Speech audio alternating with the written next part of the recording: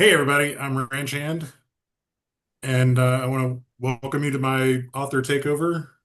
This very last minute thingy thing that I accepted. I'm having a great time at the Erotic today.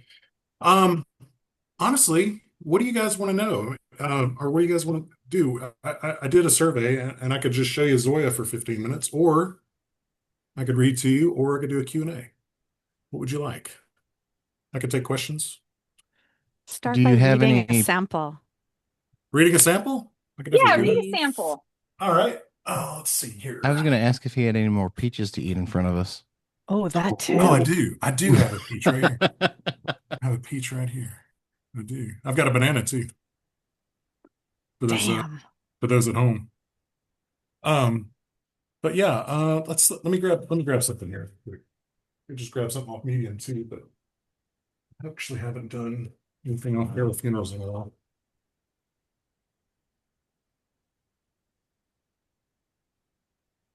Got to find a chapter that I actually wrote in this because the way it worked is I wrote the first chapter and then Jordan wrote the second chapter and then and I actually invited Jordan to jump on here so we could talk about station and Feral Funerals, and then our next book that's coming out later, probably earlier next year, called Bubblegum Princess, all in the same universe. Um, I'll just start at the beginning. So it's titled Feral Funerals by Jordan LeBeau and me, called End of the Mallrats. Jimmy put out his clove cigarette and threw it on the shiny concrete floor in corridor C, the one nearest the J.C. Penney. As he walked back to the entrance to the east side main thoroughfare, Janine stormed out of the door on his right, pushing her bleach blonde hair with at least an inch of auburn roots showing behind her ear. What makeup she was wearing off and smudging from sweat, heat, and exhaustion from standing behind the counter. Wearing the navy blue uniform and visor of the Auntie Anne's pretzel maker, she screamed, "Fuck you, William! God damn it!" Jimmy started to pass her, but stopped when she grabbed his arm. You you work at the Hot Topic, don't you? She asked. Jimmy pulled an earphone out and with an impetuous exhale and grimace, he replied, "Sure do. Why? Are you looking for a new job?" He pointed with his thumb back to her employee entrance.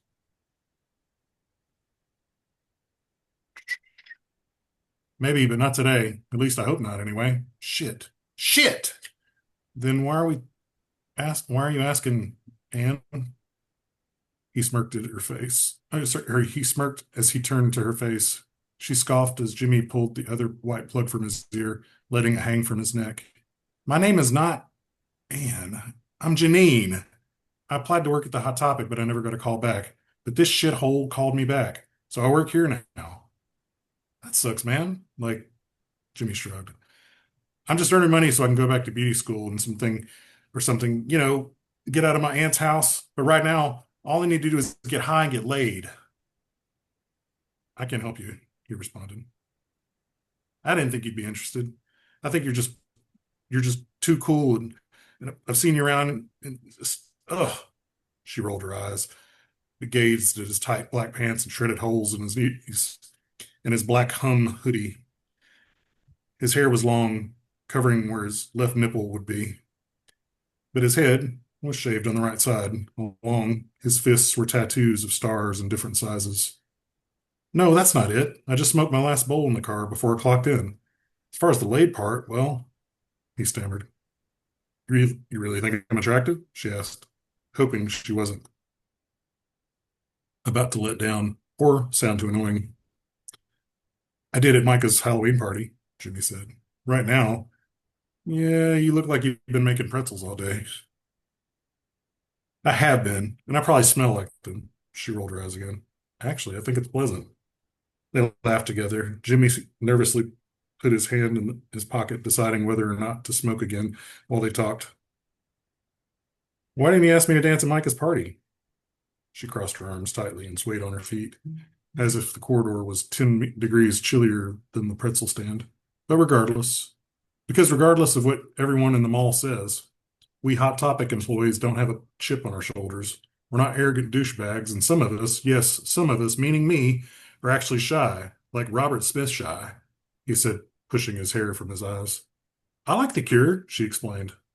I mean, yeah, but like, who doesn't? Jimmy pointed out. The boy who dumped me right before the party, for one. Is that so? He asked. It is, she replied, smiling. She opened the top button of her shirt to show him her disintegration t-shirt. Are you trying to prove to me that you have a Cure t-shirt like all the other kids who come into my store, or are you really a fan of their music? What are you, some fucking gatekeeper? Yeah, what kind of proof do you need other than I like them? Do you want me to fucking quote some lyrics? Do you want me to do some trivia? I got trivia about The Cure. I know Reeves Gabriel played guitar for Tin Machine. Oh, fuck, Janine, I get it. I was only making a fucking joke. Reeves really did play in the band with Bowie. Yeah, my mom and dad saw it at the World after they started dating. They were huge Bowie fans. Jimmy leaned up against the wall and crossed his legs. Who isn't? That Nine Inch Nails tour was fucking rad, they both exclaimed. Jimmy planted his hand over Janine's shoulder and said, Look, I got to get back to work. Where is the world? Janine shook her head to change the subject as her lips crept closer to his. No, you don't, she said, taking the strings from his hoodie and pulling them closer. Their lips melted into each other slowly. Their tongues danced, as if painting, massaging, and folding into each other. The heat of their breath mixed, forcing another kiss and another. Jimmy pushed Janine's body against the wall and leaned in, his hand sliding her up her Auntie Anne's uniform and the Cure t-shirt. He could feel her firm breasts and squeezed her perky nipples. Through overcrowded kisses, he growled, No bra? I never wear them, she replied, shoving her tongue deeper into his mouth. You like them? She asked, purring. Mm-hmm. And that's as far as I want to go on that because it It gets like gets a, it steamy. gets steamy. That's right. It No, does. no. My favorite is the shower scene. Oh One yeah, that's a page good one too. 104 to 106. I was Oh really gosh. hoping you were going to read the part where it says, You made this happen. I got such such a reaction in my body reading that part. But damn, that's not where you went today. That's right. Yeah, I just wanted to kind of start out, but yeah, Ellie actually she edited that book for me. So it was really good for her to. Yeah, I so what I do, I write soap operas, and I just kind of I start with something like Station to Station, which I wrote with Jordan, and then I moved on to their children with Feral Funerals, and what I'm doing with Bubblegum Princess is writing their children, so the grandchildren of the characters in Station to Station, and then I should probably talk about Ryder because he's where I actually started writing erotica. Um, so with the Acquiescent Rider. I'm telling a story about an actual writer who, has a really difficult history and a difficult background, and in that story, we're just kind of fledging out the character with White Lighter and with A Warm Place, and then as we move into Degradation Street, which is the next book that's coming out, we see more of his relationship with his wife and his girlfriend, who are at the same time, but you see that the wife is actually dead, and so he's a haunted character, and we see how they kind of deal with that relationship in their own way. Uh, yeah, White Lighter is the newest book that I have out, and it's basically kind of like um, I wouldn't say an origin story, but it's kind of like a story within a story. You've got Morgan and you've got Nathan Ryder, who they're obviously in a relationship, but she finds out that he's written a novel, and she wants to read it, and so she's trying to figure out if the things that happen in the book are real or if they're just something he made up. And then I don't want to ruin the rest of it for you who haven't read the book yet, but yeah, that's what I've been currently working on, as well as running Agency Magazine for Medium, which we all know the Medium's not doing as well as it used to, but we still have writers that publish. We have micro expressions that come out every day on Twitter, and that's always fun. But yeah, you have any questions or anything? Is there anybody? How do you write with other authors?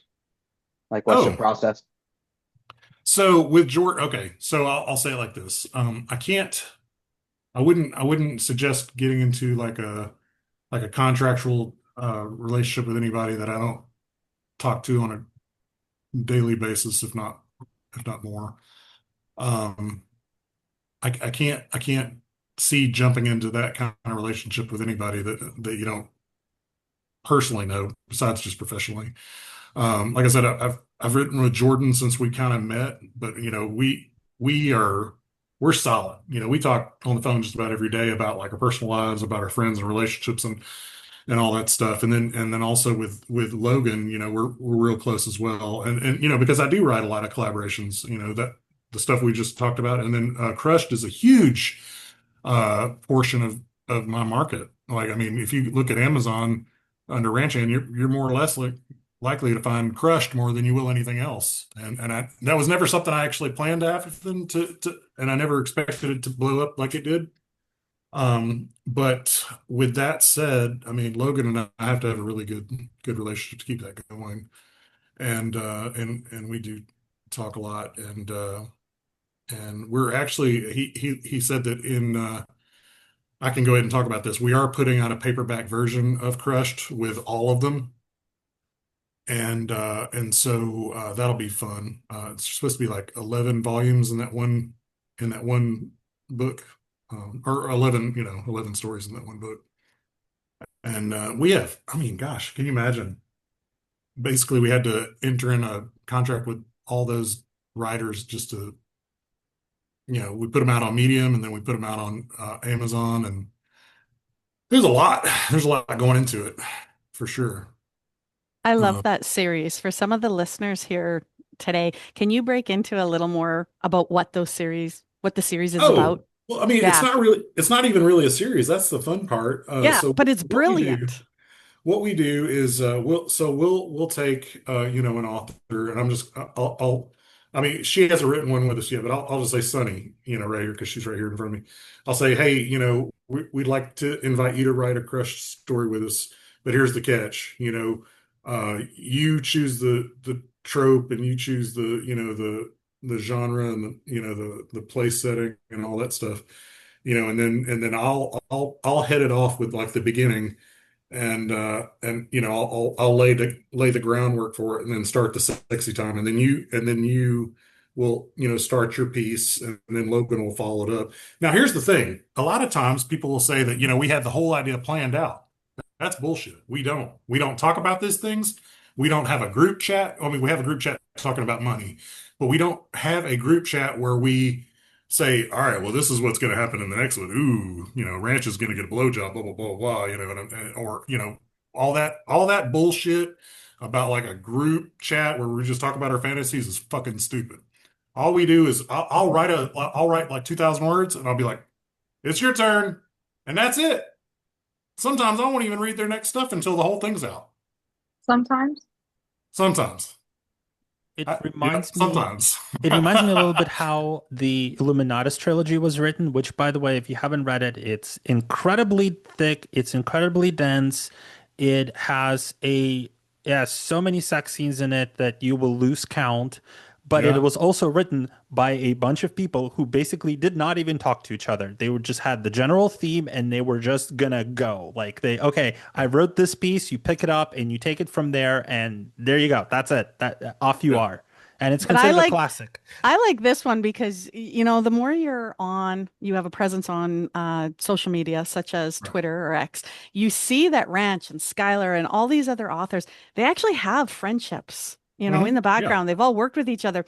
And then I have had the pleasure to work on a few of them. And it is just amazing how you can see every author's individuality in the Mhm. story, but yet it melds so nicely together. And another I thing is, personally think the Wizard of Oz one was the best. oh yeah. Of course you do. Well, Of course I do. Because what's it was funny, mine. the fun part about the Crush stuff is if you follow me and you follow, Skylar, and you follow Logan and Logan. or Eliza and all these other authors that have been a part of it. Eliza is actually with the free story if you go to Logan's website, by the way. You can all go there and follow his newsletter and read that for free. Um, it's based on relationships not in DMs and stuff. It's based on just like if they post something on Twitter and it's just a funny thing, we'll just talk about it like we're all friends. Like we've all just hung out together. We all been to Thanksgiving dinner together. We all, it's if you follow people on Twitter, you might see something talked about at some point, or social media at some point in a crush or something crazy. That's how the Eliza story was. It was a virtual reality sex scene basically. And then, with Vivian Blake, another one of my favorites, she she wanted to do a paranormal, but she also wanted the paranormal story to revolve around some characters that she already had that she was writing for the Ranch Hand Agency or Agency Magazine now. So we took her and we blended her into that, and then we went balls to the wall. Each one of the crush stories is balls to the wall. We don't have a plan. We just have like the scenario and all that stuff, and then we just go with it. That's the fun part about them. And a lot of people say that it's just it's not erotic. It's just kind of a joke. Yeah, it is a joke. It's fucking funny. I mean, a lot of them are supposed to be hilarious. So thank you very much, guys. You can follow me on X, Substack, and Medium if you want to check out some of my short stories. And I love Amazon. hanging out with you guys. Yeah, Amazon. Thank you so much, Ranch. Amazon too, yes, for Thank sure. you. And White Lighter is available everywhere.